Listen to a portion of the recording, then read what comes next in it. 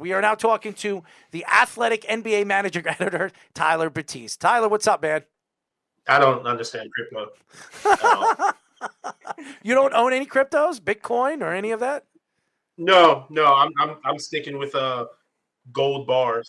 How many gold bars do you have? I can't tell you that. Well, if you had a lot of them, I got to find out where you hang out, you know? Maybe I got a couple, maybe I have none. Maybe I have a lot. You know, I can't divulge that information. Well, Maybe he has an underground mine in his yard. maybe the Athletic gave him a bunch of them. No. Anyways, Tyler, how are you and your family doing, obviously, with COVID and everything that's going on in the world? Good. Everything is as good as one can expect. I appreciate you guys having me on. You know, it's about as good as you can expect after the past couple of years. So everybody's kind of coming out, hopefully, on the other end of it. And unfortunately, that means snow and cold weather is on the way. But, I love it. I love it. I know you don't. I can't get over it, man. I'm not a snow guy. The thing I don't like about snow is that you can't hear when it snows. So if it's a thunderstorm outside, you hear, you know, oh man, it rained for an hour, but snow, you can hear nothing. Look outside. Hold on one second. You hear snow hit hit your windows, hit your glass doors. Yeah, but not hard. You can look outside and see, all of a sudden see blanketed. I don't like that. It kind of creeps up on you. Oh, so it does. All you have to do is with those gold bars, you just have to climb a tree, and then when it's snowing outside in a blizzard, you could just drop some of them into the snow, and then you'll hear it. That's a good point. Yeah, I should put get some multifunctional use out of it. Yeah. You know what I'll do? I'll wait until it snows, and I'll take the salt and throw it at your windows. Then you know it's snowing. Yeah, I appreciate it. As everybody knows, we are talking to the Athletic NBA managing editor, Tyler Batiste. So why don't we get into the NBA?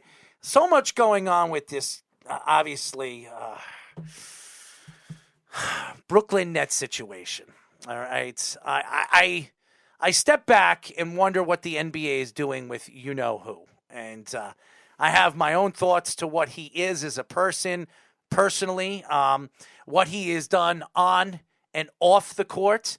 As he has said, the earth is flat. He has said that COVID, he didn't want to play because he didn't believe in both situations, and he stood tall on that. And then, obviously, taking back some of the things that he said over in the past, and then this comes out, anti-Semitic thoughts to a film, posting it up on social media, and then the Nets went to him and asked him to apologize. He goes up there and says, you know what, why am I apologizing? There's no reason to apologize. Then he apologizes because he gets suspended. Now the Nets need to decide, hey, are we bringing him back? Are we not? Adam Silver comes out and says he's not anti-Semitic. I don't know what's going on with this. What is that? In your view, what have you heard from the NBA? And do you think that this has been handled right? Probably not. I mean, I think you look at everything that kind of happened over the past few weeks with the lack of statements that were put out first by the team and then by the league. And then finally, at the end, the statement that came out from the league and Adam Silver about the apology. There's kind of two sides to this, right? There's the on-court and the off-court. And what the off-court situation was, what he, promoted, the reaction to it, all that is objectively, I think, terrible. And I think when you look at the on-court side of it, they've got the whole situation with Steve Nash, a new coach, frankly, a bad roster, an all-star in Ben Simmons, who isn't playing like he's an all-star, who has his own. That's a whole nother situation. So it's a mess in Brooklyn. And I'm not going to pretend I'm smart enough to be able to accurately, say yes or no to the league's reaction to Kyrie. I know what he did was bad. That is clear. The way he reacted to it is bad. I don't think I'm wrong in saying that. Some of the reaction by the league was bad, and now it's kind of a waiting game to see what happens. I think there's going to be a point where the Nets or the players or the league is just going to try to get to a situation where is it worth the trouble? Is what he does on the court when he's available, because he's been unavailable so often. Is that worth all the other headaches? And obviously the Nets have to deal with that this year. But in the offseason, it's going to be a situation of whether another team wants to deal with it. He's going to be a free agent, and you want to go into that into free agency being as as available and as desirable as you possibly can. And I don't think he's that or anywhere close to that at the moment. As we all know, there is about 10 or 12 Jewish owners in the NBA right now. And if I was an owner and I heard him promoting a film that is anti-Semitic and then saying his beliefs, and just because he reads books or he believes in whatever he believes, and this is the same guy that he has backed up so many different cultures and things that he believes in, and I stand tall with what he believes in and some of the things that he says. Hey, listen, he has the right to think the earth is flat. He wants to believe that by all means it's flat, okay? But when you take a shot at a religion that, first of all, you're based out of Brooklyn, okay? It's Brooklyn. And where do most Jews live? It's Brooklyn. It's this centerpiece of Judaism. Really, it is. I mean, Judaism is everything in Brooklyn. And by the way, half the people that buy your tickets are Jews. So why would you say something so dumb and stupid? I don't understand the guy. He's stupid. I think what you said is perfect. I don't think people understand Kyrie for better or worse, and I think this is obviously another layer to that situation. But that's been the norm for him ever since he came into the league. Essentially, I mean, you look at obviously not a series of a situation, but what went on in Boston when he kind of got his way out of there when he was on a title-winning team, title-contending team in Cleveland, and won in his own situation and kind of forced his way out from LeBron's shadow. So understanding Kyrie Irving and everything that entails, I think, went out of the window a long time ago. There are things that are undeniable, which is that he's a really good basketball player when he plays. He's one of the best in the world when he plays. But that caveat when he plays because of various reasons has been the problem. And again, I think it's going to be really interesting next season, off season, when we get into the summer and see what the market is like for him. Because if you look at what he does when he's on the court, it should be, max contract level type money. But I can't assume that that's going to happen with any team in the league. But then again, it only takes one, right? There's 30 teams. It only takes one of them to kind of, throw that money at a particular person. But I'm really interested to see how that plays out. And that's right. The only team that's going to pay him is one Kyrie buys himself, so he can coach and play and run his own practice schedule. He did that with the Brooklyn Nets. Yep.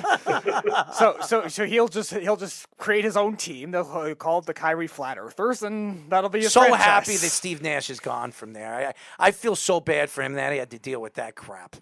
Really? Yeah. I mean, it's amazing that he was there in the first place. I think, right? I mean, he's a Hall of Famer. He's a guy who likes to play soccer on the beach and hang out. And why would you put yourself through that if you don't have to? So sure, he's enjoying the money and of course retirement and still being a 2-time MVP. That's still a pretty good life to have. Right.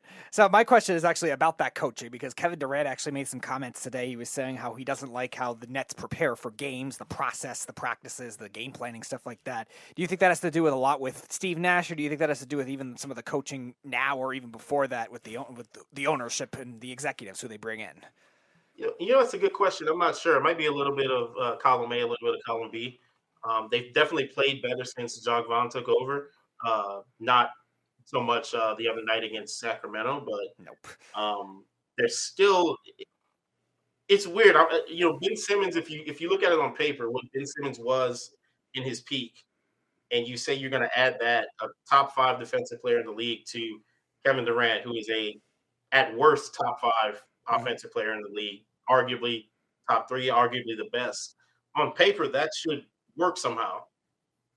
And the fact that it doesn't is just kind of mind-boggling. And I think it's way too early to tell from Jacques Vaughn's perspective whether that is something that he can make work. It's only been, a couple of weeks. It's still not even Thanksgiving yet. So, maybe when we get to Christmas or New Year, we have kind of a better sample size of what that can be on the court. But, it's tough to tell without being in that locker room and without experiencing what Durant is experiencing. But we know that he's not a guy who's not going to shy away from what he wants to say, whether it be on in articles or in interviews or whatever. So It's I don't think I'm uh, alone when I say that place is going to be interesting to watch all the way through April, May, June, July next season. Let's be Season honest. after. Jock Vaughn will not be there at the end of the season.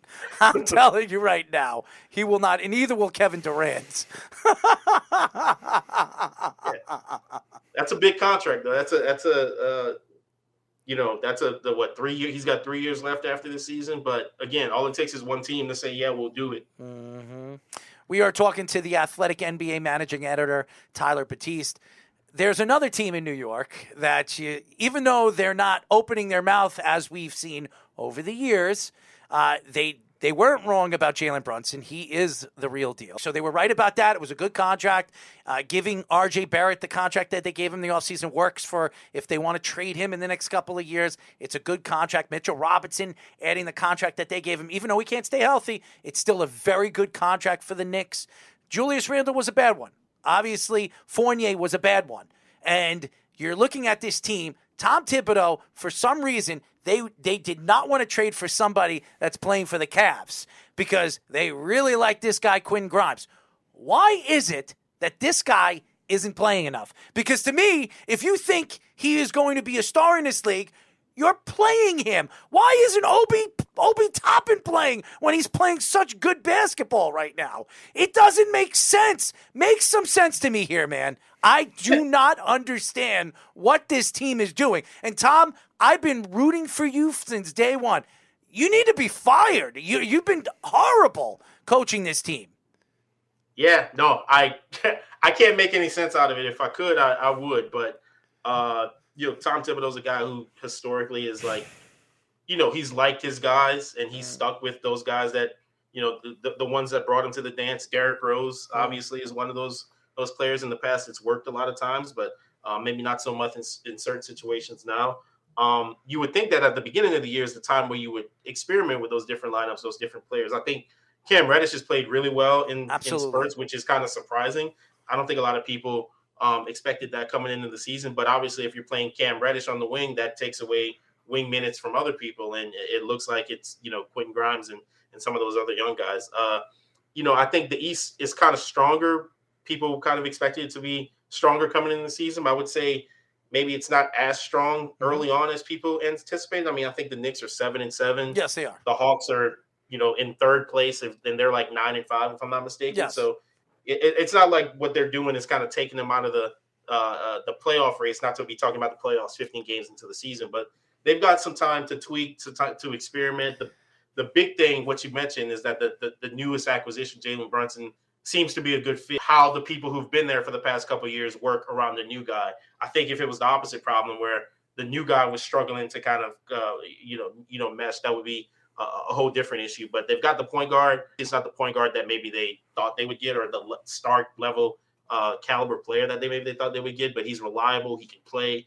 And now you just kind of have to figure out the other parts. I think, I don't think the Knicks are a top 4 seed in the East or anything, but I think they could make some noise if they get their what together. They've got so many wings, so many bodies. There's got to be some combination that fits for an extended stretch. And the thing is going to be to see whether Tom Thibodeau sticks with that or maybe goes back to one of those combinations of those players that kind of has brought up success in the past.